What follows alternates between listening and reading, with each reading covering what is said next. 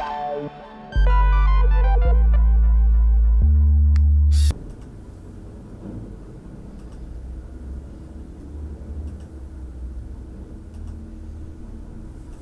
ثبتوا معايا في les axes هاكو هنا ثم un décalage angulaire. Sinon, les deux arbres هنا تنجموا تشوفوا اللي ثم un décalage axial يعني l'axe الأخضر هذا طلع شوية par rapport à l'axe الأزرق. Donc, عملنا un décalage dans ce sens-là. Donc, sinon, vous remarquez ici, il y a un mouvement dans ce sens, donc c'est un décalage axial. Voilà.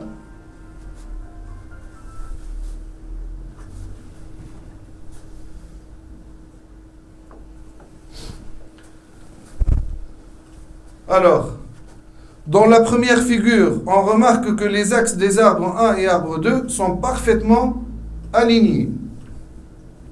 Donc ici, alignement parfait.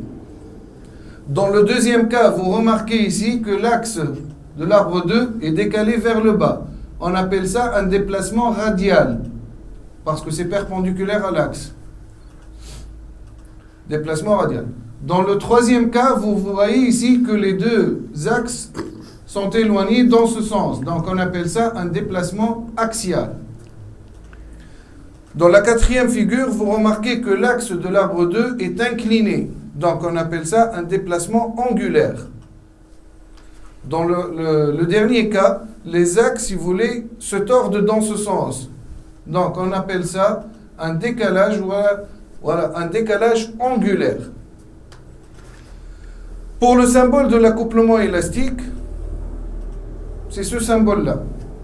Alors, l'explication du symbole, ça c'est le premier arbre, le deuxième arbre, ils sont liés par un manchon.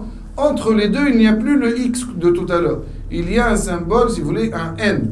Donc, pour dire que c'est un ressort. Donc, c'est déformable.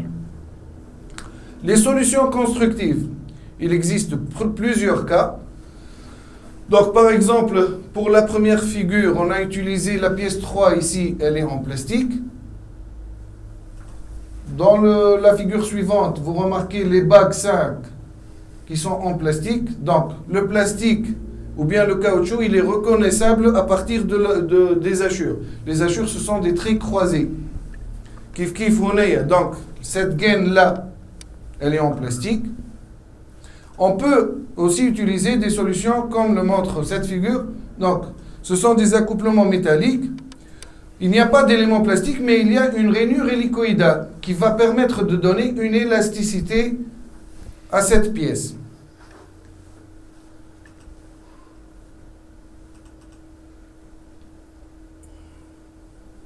D'autres types, donc, les accouplements positifs. Ces accouplements proches des accouplements élastiques ont une rigidité en torsion importante.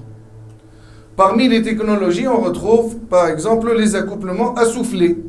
C'est ce type-là. Le joint d'Oldham. Donc, le joint d'Oldham, il a l'avantage d'avoir un déplacement axial important entre les axes. Et on peut aussi retrouver ce qu'on appelle les joints de cardan. Donc, fonction, le joint de cardan permet aux arbres d'avoir une liberté angulaire, variable et relativement importante en cours de fonctionnement. C'est-à-dire, le joint de cardan, il a la propriété de donner si vous voulez, un déplacement angulaire important, comme le montre la figure.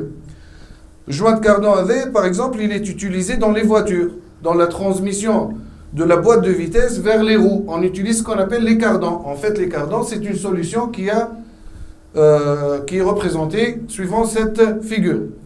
Donc, نجمو نشوفوا هذا par exemple l'arbre اللي باش يمشي للبوات فيتيس، هذا l'arbre اللي باش يمشي للعجلة، ونعرفوا للعجلة في الكهرباء la roue, donc elle peut bouger dans ce sens-là. Donc l'axe نتاعها يلزم يكون عنده une liberté angulaire. Donc, de quoi il est constitué le joint de cardan? Il est constitué d'une mâchoire 2 liée à l'arbre moteur 1. Donc ça c'est la mâchoire 2. Ça mène à mâchoire parce qu'elle a cette forme. Elle est liée à l'arbre 1. Une mâchoire 4 liée à l'arbre récepteur 5. Donc ça c'est la mâchoire 4. Liée à l'arbre récepteur 5. Les axes du croisillon 3.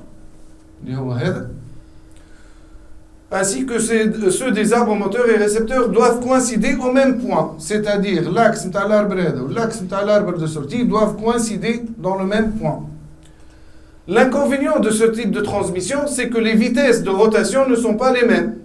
Ça veut dire la vitesse angulaire ou bien la vitesse de rotation de l'arbre d'entrée n'est pas la même que la vitesse de rotation de l'arbre de sortie ici. Pourquoi? Parce qu'il y a un décalage angulaire. La solution, donc, c'est d'utiliser un double joint de cardan. C'est-à-dire un cardan ici et un autre cardan ici monté à l'inverse. Pour que l'erreur qui entre, voilà l'erreur qui va être produite, l'erreur de la vitesse angulaire à ce niveau-là, sera corrigée dans ce cas-là. Donc, dans ce cas, lorsqu'on utilise un cardan de ce type, on obtient la vitesse angulaire à l'entrée est la même que la vitesse angulaire à la sortie. Et on dit que la transmission est homocinétique. Ça veut dire oméga E égale à oméga S. Alors, pour les limiteurs de couple, problème posé. Pour les différents accouplements évoqués précédemment, la question qui se pose, en cours de fonctionnement, que se passe-t-il si l'arbre récepteur se trouve accidentellement bloqué? Si je reviens donc au système qu'on a vu tout à l'heure, la pompe monovis, la question qui peut se poser, donc la vis d'Archimède, elle est en train de malaxer les olives broyées. Parfois, la quantité d'olives broyées ici peut être grande. Donc, في الحالة هذه ساعات تصير هي الحكاية وأنه الكونتيتي نتاع الماتير اللي باش نرحيوها برشا. اش يصير؟ نقولوا احنا بالدارجة الفيس باش تتبلوكا باش تغص ما عادش تنجم تدور. في الحالة هذه إذا كان هذا ما عادش يدور شنو اللي نجم يصير كومبان في السيستم؟ إذا كان l'arbre de sortie ولا la vis d'Archimède هذه ما عادش تدور, c'est qu'il y aura un problème au niveau de cette transmission. ينجموا les clavettes هذوما يصير لهم سيزايمون. تنجموا les tiges هذوما كيف يصير لهم سيزايمون. Les bagues هذوما en plastique ينجموا يتقطعوا. Sinon, les dents, les dentures des engrenages, en transmission par engrenage, donc on peut avoir un problème à ce niveau, cassure des dents des engrenages.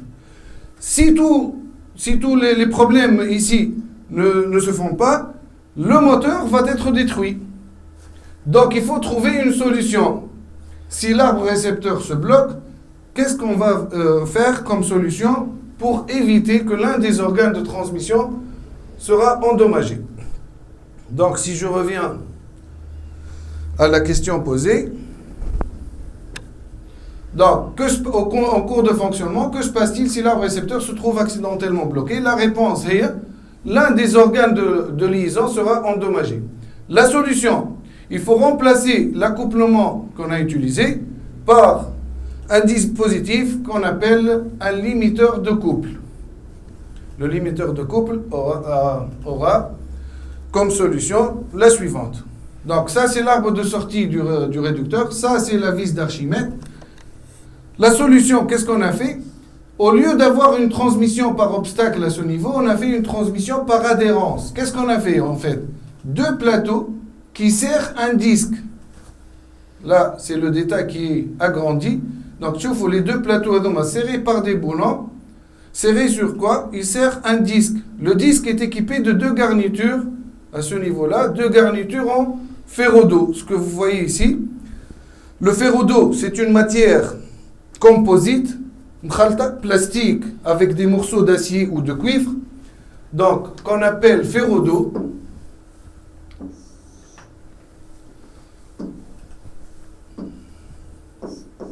Ça s'écrit de cette façon. Donc, le ferro-dos, il a deux avantages, puisque c'est une matière composite entre du plastique et de l'acier. Donc, deux avantages. Le premier avantage, c'est que ça a un coefficient de frottement important. Donc, c'est de la matière harsh. Donc, un coefficient de frottement important. Et deuxièmement, il résiste à l'usure et à la chaleur. D'ailleurs, le ferro-dos, on l'utilise, par exemple, dans les patins de frein des voitures. Donc en fait, fridouette est un ferro-dos. Donc cette matière, on l'utilise grâce à ces deux caractéristiques, un grand coefficient de frottement et une résistance à l'usure, et à la chaleur. Donc dans ce cas-là, Lorsque l'arbre de sortie du réducteur va tourner, il va entraîner avec lui cette pièce, la pièce 1. La pièce 1 est insérée entre les deux plateaux, entre ces deux plateaux-là. Donc la transmission sera faite de ce disque vers les deux plateaux. Et le deuxième plateau, il est lié à l'arbre de sortie. Et dès que l'arbre de sortie se bloque, il va bloquer les deux plateaux. في الحالة هذه شو يصير؟ يولي الاربر هذا يدور ويصير جليسمون à ce niveau. معناه الفيرودو يقعد يدور ويحك ولا يجليس par rapport aux deux plateaux. Donc, en fin de compte, le limiteur de couple, qu'on appelle aussi manchon de sécurité, c'est un dispositif de sécurité qui évite toute surcharge ou blocage d'une machine. Lorsque la surcharge a cessé, il y a un nouveau entraînement sans qu'il soit nécessaire d'intervenir sur le limiteur de couple. يعني كان يتبلوكا هذا يقعد يدور في الفارغ. وما هكاكا ما يتكسر حتى شيء في السيستم وحتى الموتور ما يصير له حتى شيء. Les surfaces de friction sont soumises à la pression d'un ressort et le couple de glissement est prédéterminé par le réglage de la force du ressort. C'est-à-dire, les surfaces de friction, le blas اللي بيصير فيها الفريكسيون l'ahtikeek, sont soumises à une pression d'un ressort. La pression, elle est grâce à ce ressort. On va l'analyser tout à l'heure dans une application. Et le couple de glissement est prédéterminé par le serrage de ce boulon-là. Donc, on fait le couple de transmission par le serrage des écrous. Donc voilà, on va traiter deux cas de limiteurs de couple.